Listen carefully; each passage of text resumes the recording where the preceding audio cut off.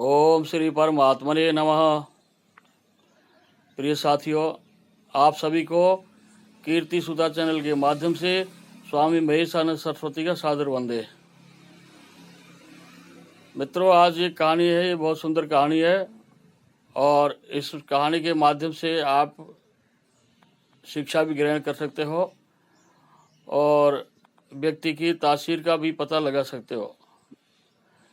कहानी इस प्रकार से है, एक बार की बात है कि पहले ब्याह शादियां होती थी, बारात 2-2 3-3 दिन रुकती थी और लोग बाग शाम को टहलने के लिए निकलते थे। तो एक समय की बात है कि एक गांव में एक बारात आई हुई थी और उस बारात में 4 दोस्त शाम को टहलने के लिए निकल गए। अब जैसे ही निकले तो थोड़ा दूर गए खेतों के अंदर, तो एक किसान ने ईख का खेत बो रखा था और गन्ने भी तैयार थे, लेकिन वहाँ किसान नहीं था। तो सोना खेत देखकर चारों मित्रों ने सलाह बनाई, अग्यारी गंडा चूक ले यहाँ पर। तो उन्होंने एक एक गंडा उखाड़ लिया और बैठकर चूकने लगे। तो उनमें एक ब्राह्मण देवता था, एक वैश्य था, एक खाती था, एक नाई था। इस तरह से 4 मित्र थे। तो खेत का मालिक बहुत चतुर था। उसने सोचा कि यदि इन चारों को एक साथ कोई दंड देंगे तो ये मेरे को ही पीट पाट देंगे। तो उसने दिमाग से काम लिया, चतुर था, चालाक था। तो उसने पहले नाई को कहा, भाई ये तो हमारे ब्राह्मण है, ये तो हमारे मरे जीने में काम आते हैं, ये तो हमारे गुरु बराबर हैं, लेकिन तू ये बता तैने गंडा कैसे पाड़ा। तो किसान ने उसको धमकाया भी और गन्ना छीन लिया और उसकी भी पिटाई कर दी। अब वो तीनों के तीनों देखते रह गए, क्यों? उन्होंने सोचा कि हमारा तो नंबर आड़ा नहीं और नाई पिट गया तो कोई बात नहीं।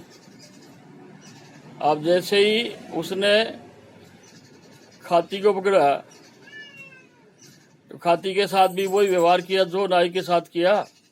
उसका गन्ना भी छुटा लिया और उसकी पिटाई भी कर दी। अब तीसरा नंबर वैश्य का। उन्होंने कहा, भाई तू पैसा देता है तो ब्याज लेता है, तो इसमें कोई बड़ी बात नहीं है, पर तूने मेरे खेतों से गंडा क्यों पाड़ा? तो ये सारा तूने बहुत बड़ा अपराध किया है। तो उसे खाती की भी पिटाई कर दी। अब वो 3 पिट गए, किसी ने विरोध नहीं किया, न एक दूसरे की मदद करी। अब चौथा नंबर पंडित जी का था। तो पंडित जी से कहा, क्यों महाराज, आप फेरा कराते तो पैसा लेते हो, आप हवनिया कराते तो दक्षिणा लेते हो, लेकिन आपने गंडा पाड़ा है तो सजा तो आपको भी मिलेगी। और ऐसे करके उसने पंडित जी की सेवा कर दी, गंडा भी चौक लिया। अब वो चारों दोस्तों ने वहाँ से जान बचाकर निकलने की कोशिश करी और जनवासा बोलते थे पहले धर्मशाला को, धर्मशाला में आ गए। अब वो किसी को बता भी नहीं सकते, अब हम 4 और वो अकेला, और हम पिट के आ गए। तो ये कहानी मैं इस उद्देश्य से कह रहा हूँ कि आज की जो हमारे साथ परिस्थिति बढ़ रही है, आज हमारे सनातन की यही कंडीशन हो रही है। सनातन धर्म में लोगों को बांट कर, और जो गैर सनातनी है उनका कोई धर्म परिवर्तन करवा रहा है, कोई उनकी हत्या कर रहा है, कोई उनके धन को छीन रहा है, कोई उनकी जमीन जायदाद को छीन रहा है।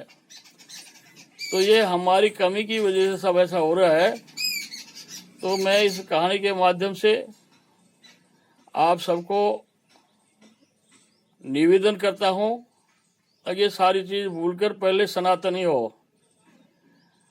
जाति बिरादरियां तो होती रहेंगी, चलती रहेंगी, लेकिन तुम सबसे पहले हिंदू हो और सनातनी हो। और इस वीडियो के माध्यम से मैं ये भी कहना चाहूँगा, अब पहलगाम में जो हमला हुआ वो बहुत निंदनीय, बहुत बड़ा एक अपराध, और हमारे देश के यशस्वी प्रधानमंत्री माननीय नरेंद्र मोदी जी बहुत अच्छा फैसला लेकर और जो भी कर रहे हैं वो बहुत अच्छा कर रहे हैं। तो ऐसी अवस्था में सारे देश के देशवासियों को, चाहे वो किसी भी मजहब का, धर्म का हो, एक साथ खड़ा रहना चाहिए, क्योंकि राष्ट्र सर्वोपरि, देश से बड़ा कुछ भी नहीं होता है। यदि देश सुरक्षित है तो धर्म भी सुरक्षित है। तो मित्रों, इस वीडियो के माध्यम से एक कहानी का बहुत प्रभाव पड़ना चाहिए और जीवन में हमको इससे कई शिक्षा भी लेनी चाहिए।